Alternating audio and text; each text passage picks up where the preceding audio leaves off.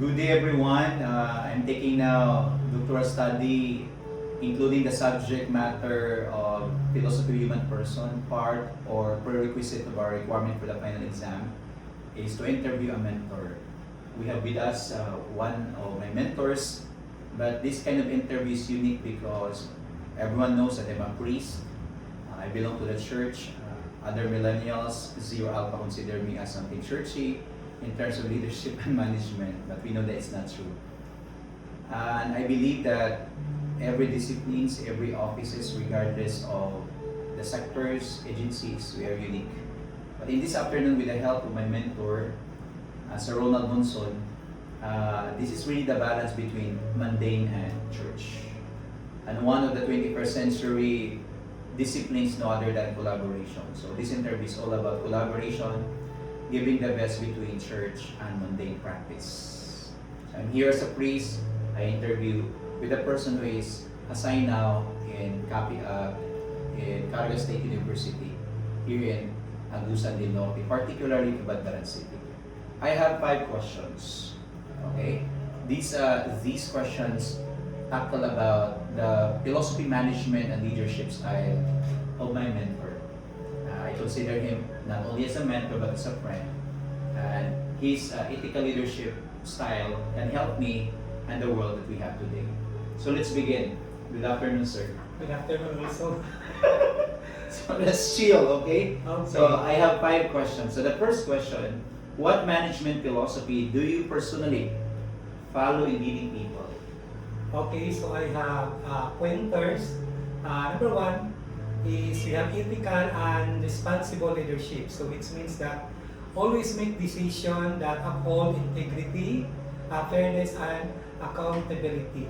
So then the number 2 is that we have stakeholders oriented approach. So that is consider the impact of decision on employees, client, and organization, and the community. Number 3, we have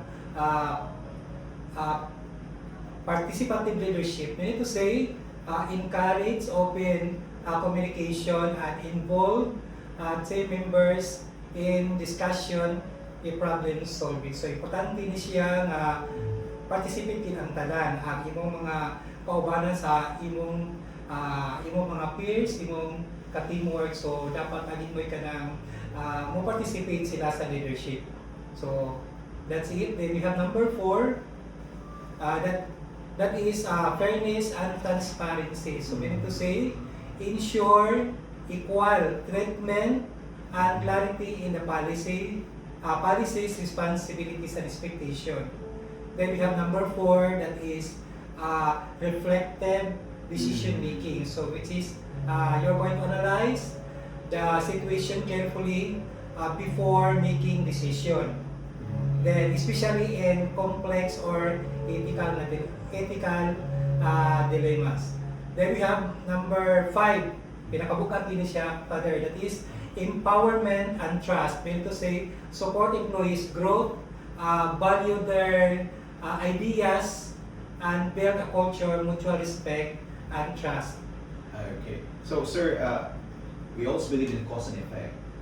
All you have now is the grace of God. God uses instrumentation. So, the next question, where did you learn or develop this philosophy that you have? Yes, based on my work experience. So, for 30 years in teaching profession. Grabe no, 30 years in teaching. Since 1996 pa tayo, nagtudlo ko until now. Imagine? So, I'm your grandchild. Yeah. From how many school? I think from mga 5 na siguro kay school. 5 schools. Yeah, Okay. oo. So, private, public. Yes, from AIT, BCTC, we have Polios.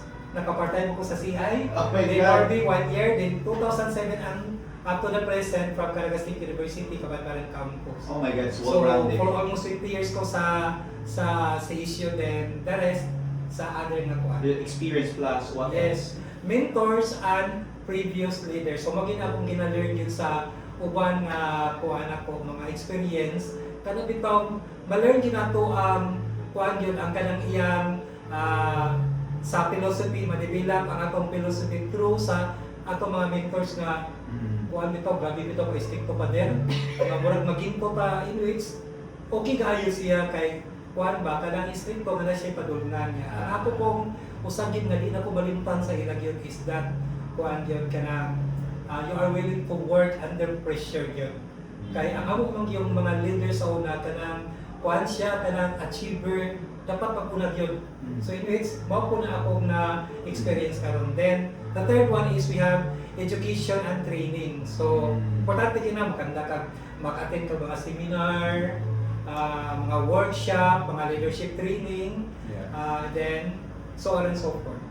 Then we have also the another is that we have organizational challenges. So na ay mga various workplace problems. So and real life management situation. So na-experience sila ko ni itong real problem bitaw. So importante yun nga kuan yun siya kanang kung baga you work as a team. So meaning to say kamo gidapat ang musolba ng problema.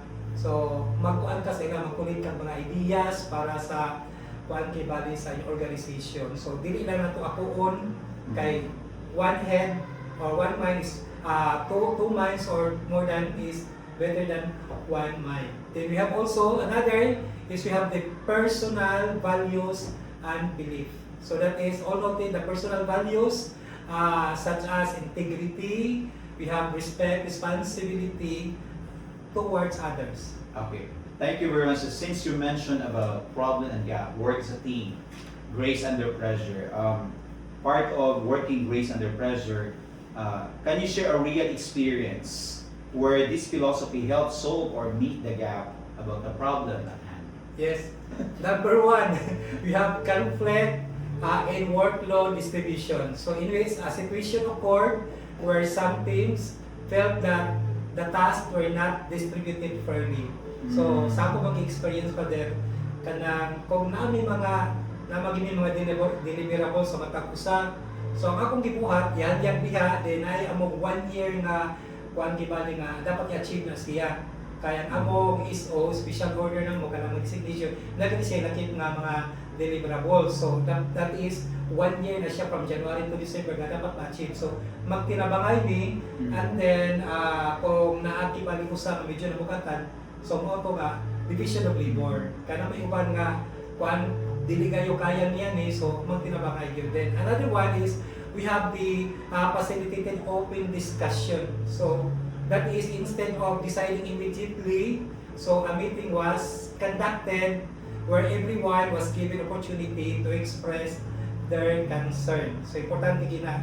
So as a leader, importante po na nga makaibalo po ka unsa po yung mga kuan sa uban, mga ilang mga ideas. So then we have consider all perspectives. So meaning to say, the needs of organization and concerns of each employee were carefully evaluated. So talagang may idea as a leader, so ikaw na magkadiha, so imo siyang i-evaluate. Okay. Then come up to the good decision. Then another one is that apply fair decision making in which ang tasks were distributed in more balanced and transparent way. Then the last one there pinaka-importante, positive outcome. So that is the solution improve teamwork, strengthen trust among employees and create a more experienced work environment. So kinahanglan gyud nga ang tanan maka-contribute yun. Kinahanglan nga ma-achieve na to na be optimistic. Wag ginasa ko pa din nga be optimistic yun para ang mga positive energy mo kuan gina sa matang isa. Yes. Since you answered already the fourth question, so I would like to formulate the way you answered the fourth question. You don't need to answer because you answered it already. This is a unique interview for almost 9 years of my life. Instead of asking you, let's reverse. So I formulate the way you share. How do you ensure fairness and ethical decision making in your leadership, which you answered already. And you end the answer by having optimism. So it magnets, no? Optimism, positivism. Now, I have a last question. Okay. We always believe that everyone can contribute something. Everyone has the role to play. Everyone is important. The question is this: why do you think your ethical leadership is important and impactful in organizations we have today? Okay, so number one, consider na ko is that that is builds trust, and credibility. So that is ethical leadership, strengthen trust among employees, clients, and stakeholders. Importante gini nga mag-build ka trust na sa ila. Then we have another one is we have promotes accountability and integrity. So we need to say it encourages responsible behavior adherence to moral principle in the workplace. Then the third one is improve organization culture. So namagin tayo mga klase-klase ng mga culture in which ethical leaders create a work environment based on respect, fairness, and professionalism. Then we have also support a better decision making. So ethical principle guide leaders in making balanced and responsible decision. Then the last one pala is that ensure long-term success. Dili lang kay short-term because the organization that practice ethical leadership are more sustainable and respected by the society, society I mean. So importante ginaan mo long-term na success. Okay, very good. So, if you notice about our interview, we go directly to the core sharing, the core thought. But there's a saying that says, "It's what you do is who you are." So, part of imparting what we do is imparting who we are. So, can you tell us something about the background of your work at the moment? Because I said at the preliminary part of the questions about your working in the mundane in the CSU, Caragas State University, Agusan del Norte. Can you share to us the specific background that you have? Yeah. Okay, number one din ang akong motto in life, labi na sa mga estudyante na po nga naglisod sa ilang mga capstone. Ang ako gina-emphasize sa ila is that do not focus to the problem. Focus to the solution of the problem. Sa capstone ng yun, mawala ko dyan, sir, dugay man yung capstone na siya, no? Yeah, dugay din na siya. It takes months or even years. Kay if you can solve that in 1 week or 2 weeks, that is only just an assignment. Then, sa ako pong leadership, na ka nagkikuy ka ng mga islas-islas pa their designation. From last year, galing as chairman. Yeah. Then an awards committee, then pinakabukag pa their kiniging division chief for executive operation. So assistant yun permanente na sa kuan ka ng assist sa tanong operation na sa to achieve the mga deliverables alabi na sa among campus director. Then sa ako mga peers siguro makaingon gid ko sa ako lang based on the experience like tragay ko dili ko bugat mo na og tao. Kay ano man yung maginako nga kung sa amo meeting akong ginabuhat is that kuan ka lang chill ka lang open ideas. Then number one yun kuan ka lang importante sa tanan is that kung naami mga pag-isgutan so collect din sa mga ideas so malay pinaka-importante then come up tayon i-assess i-evaluate siya para makuha ginato unsay ikuan ng mga deliverables kana siya importante. Okay, let's to end this one, sir. To end this one, so let's go back to the first question. There's really one line because the way you expound, explore, explain, discuss to us.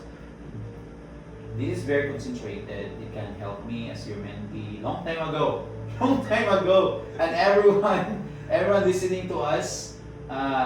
Of course, no, I'm reading about Luis Angeles, one of the business ethics professors in Ateneo. She said that for us really to address ethical dilemma, moral dilemma, we need to have ethical education. So at least we contribute nearly to through this completing this prerequisite final assignment of Dr. Sergio Chan. So in this way we contribute for moral education so that we can help also our not only our listeners and everyone, especially our people Z and Alpha, to have that sense of decision making, that in everything that they do, they must be grounded on ethics, the right thing to do and the good thing to do. Can you give us something learning take away, something like, kasi yung trend mo ngayon sir, sorry we have general we need to have particulars so that it can be easy to digest. So if there's one line or learning takeaway, you can live with me and everyone. What is that? Okay. So, labi na sa amo sa school sa CSUCC, dagat ka lang ipakapilan ng mga accreditation. And then, personally po, usap po sa mga kuhan ka ng aakok na accreditor.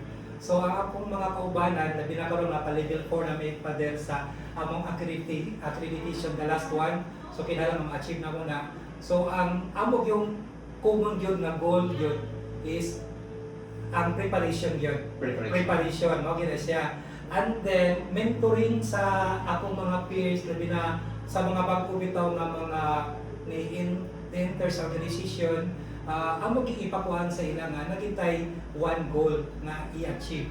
And then, dapat yun sir nga, nakita ka nang itawag labor of love, kanang willing to work under pressure kay kamo maging sa organization para mahumot ang inyong organization labi na nga naka sa academic. So importante yun no nga syempre ma-attend ka mga seminar, workshop kay education is a continuous process of learning. Mao gina siya importante yun father kung tanong sa organization naging may kanang di ba ginabalikaya no manay mga medyo mga kakubot kamay pero at least ma-istoryahan ka.